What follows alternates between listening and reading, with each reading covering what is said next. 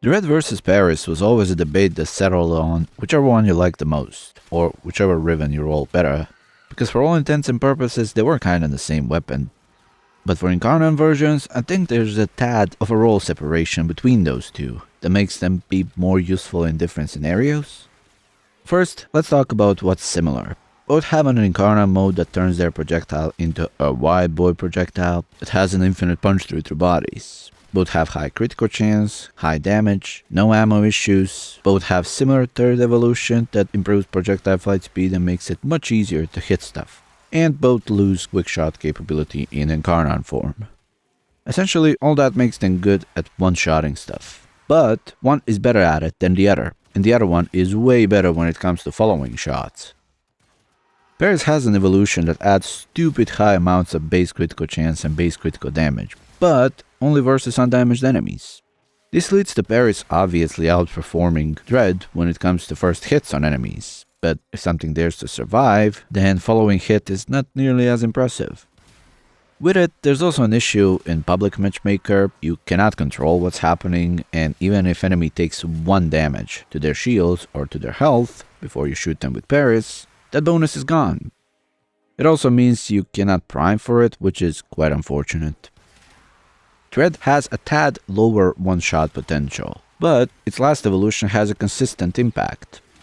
And because Dread has higher slash damage, it's more effective against enemies who are tanky enough to take a few hits before going down. So in theory, if we are measuring them against a level cap enemy, then Dread scales better, but that's not to say Paris does not have its place.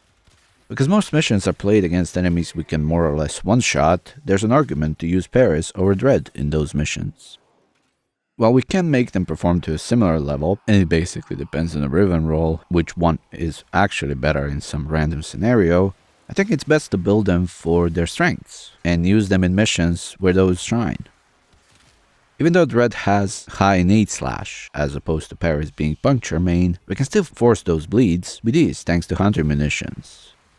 So it's not like Paris cannot scale. I just think that because of that stupendously high critical potential on the first shot, the most fun place to use it is where you nail those millions of damage headshots to one-shot everyone.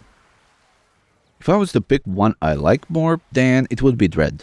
And that would be down to more consistent output and down to second evolution being much easier to benefit from. Paris has a tad odd conditions for the second evolution that makes it quite specialized. Which is kinda how their roles end up being. Dread is all around better, but Paris is more specialized at one-shotting stuff, under certain conditions.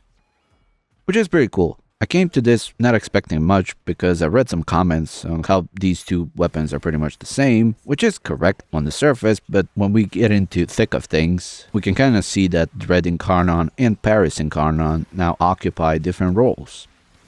I think Dread is more usable in any random scenario, but on the other side, Paris has an augment that allows it to heal you on top of those bigger numbers for the first shot.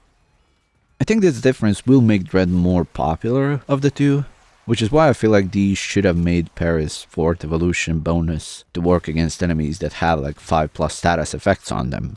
I know that would be stupid high damage, but that way Paris would be a beast against MLS and other ultra tanky enemies.